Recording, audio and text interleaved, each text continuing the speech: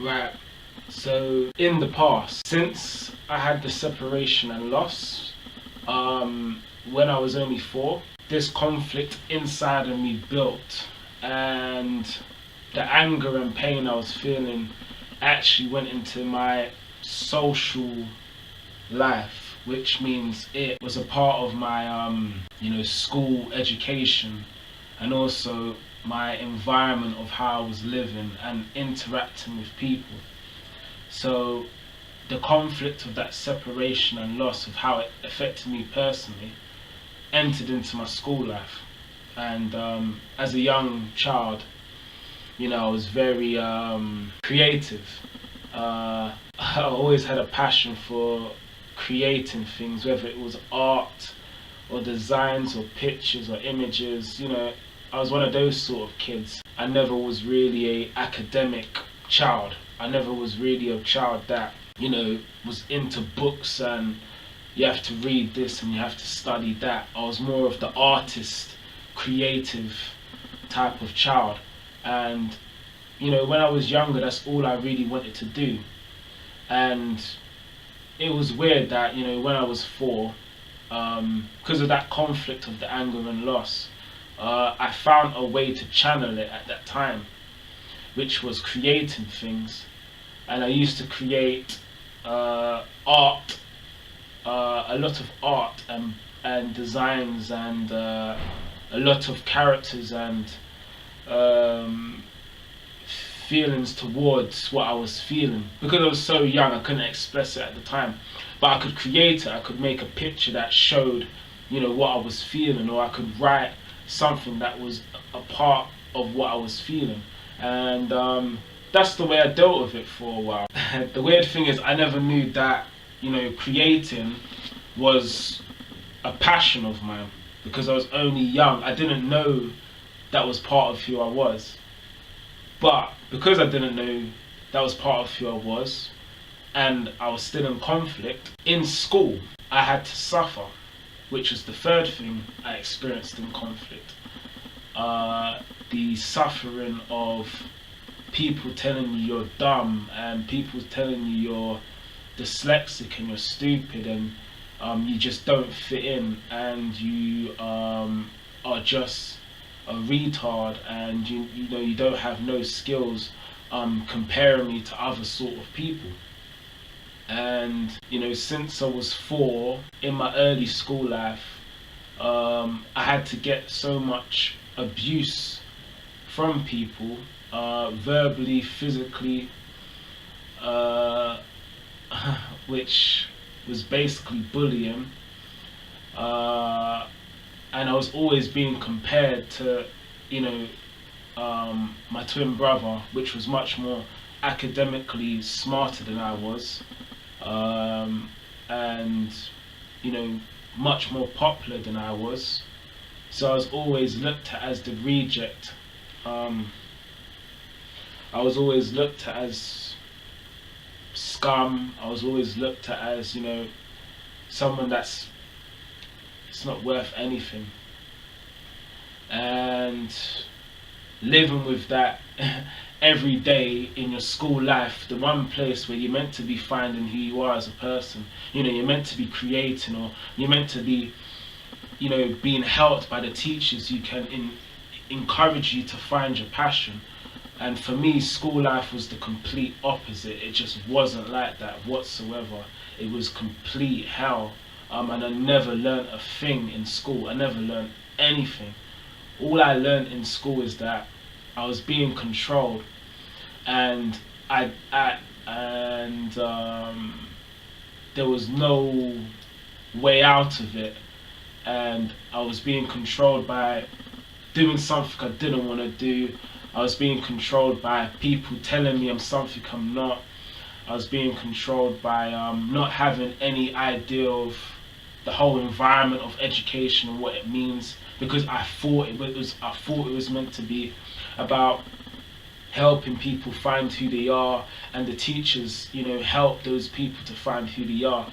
And in education, there are some teachers that are specifically like that, which is what teachers should be doing, helping people to find who they are. But for me, in my personal academic life, it was just never like that. I never found one teacher that helped me to really harness my creativity, and that was the biggest, to me, probably the biggest downfall I had when I was younger. I never had the opportunity to show my creative side, and out of everything, that was probably the biggest conflict, because I was studying things I had no interest. I was in classes with people I didn't like. I was in an environment that wasn't a part of who I was, and all these conflicts, it just really got to me as a person. And that same anger that I had from the separation and loss, it grew even more, because I was more angry and more upset and more hurt with the current situation I was in. And that was my third conflict that I experienced. So after the school life, the ages between from 4 to around 10 and 11, my mum moved me, my brothers and sisters to Tooting, and that's where I'm from. That's who I am. I'm from Tooting.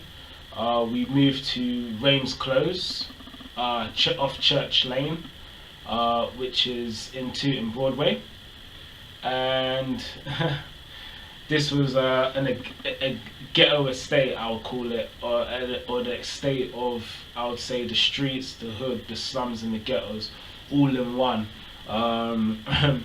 And strangely enough, this is where I was brought up. This is the place I had to live. And to be honest, this is where the path of conflict becomes very extreme, of what conflict is. This is the real essence of where all my conflict began. Right, so when I was around, I don't know specifically what age, I was young at the time. Due to my young age of conflicts that I was living in, as I said, it grew in my character. It built up for many years. So the anger that I felt through a separation and the hurt and the loss and all the things I experienced in the past, it became a part of who I was. So I became angry, I became violent, I became abusive, I became insecure, I became all these things that were negative. I did a lot of things because of this conflict. First thing I used to do when I was younger was, number one, I was very, very violent and very abusive to people.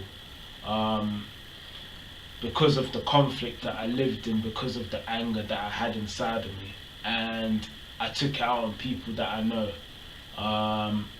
Random strangers, I used to rob them, beat them up, take their money, take their clothes, take their chains, take whatever possessions they had, because I thought that was good. I thought this is how life should be. Now I can take out all my frustration out on people, and there's going to be no consequences to my actions.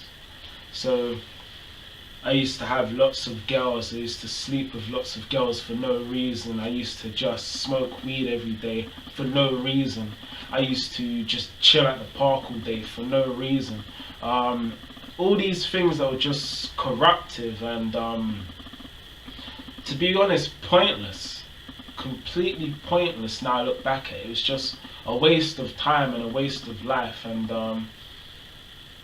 it's just, at the time, that's what living was about in the ghettos.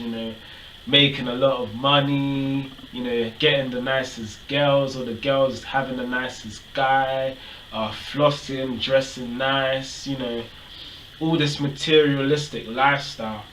And I got caught up in that, and that was the ultimate conflict. And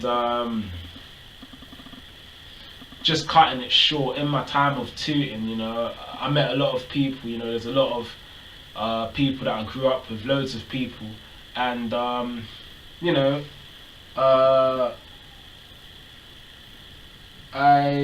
rekindled my passion for creativity, because